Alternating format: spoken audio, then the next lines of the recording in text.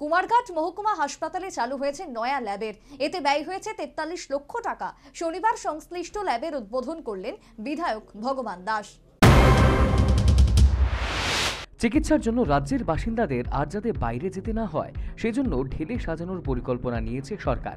এ দাবি রাজ্য প্রশাসনের।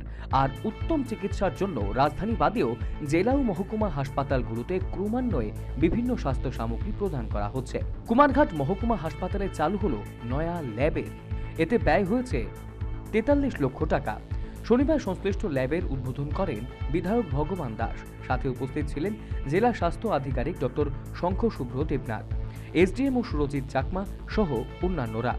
এদিন ল্যাবের উদ্বোধন করে বিধায়ক ভগবান দাস বলেন, এই ল্যাবে মোট 97টি টেস্ট করা যাবে। তাছাড়া বেশ কয়েকটি পরীক্ষা নিরীক্ষা ইতিমধ্যে চালু হয়েছে। হয়তো 4-5 দিনের মধ্যেই এটা এক্সরে মেশিন সেটাও এখানে ইনস্টল হয়ে যাবে। সামান্য একটু প্রবলেম রয়ে গেছে, ইলেকট্রিকের প্রবলেম রয়ে গেছে, সেটা 2 দিনের মধ্যেই সেটা শেষ হয়ে যাবে। তারপর এক্সরেটা এখানে হবে। তো তার মানে 20 থেকে 21টি টেস্ট এখানে হবে, টোটাল 97, কিন্তু আপাতত এগুলো চলবে। আমরা চেষ্টা করব কিছুদিনের মধ্যেই ল্যাব টেকনিশিয়ান এখানে নিয়োগ করে সেই 97টা টেস্টই যেন এখানে আমরা করতে পারি। তো এতে একটা বড় উপকার হবে মানুষের। দ্বিতীয়ত হচ্ছে সোনোগ্রাফি হচ্ছে, এক্সরে হবে।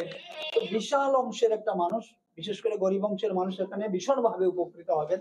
মধ্যে হয়তো আপনারা সবাই জেনেছেন যে মুখ্যমন্ত্রী জন আরোগ্য যোজনা, এটা সবার জন্য এটা রয়েছে। মুখ্যমন্ত্রী জন আরোগ্য যোজনা যেটা, এগুলার কাজ চলছে। আমরা এর মধ্যে শিবিরের মাধ্যমে করানো। প্রসঙ্গত উল্লেখ্য, বিগত বাম জামানায় কুমারঘাটে মহকুমা হাসপাতাল পথ চলা শুরু করেছিল।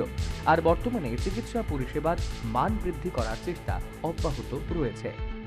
Bureau report, news vanguard.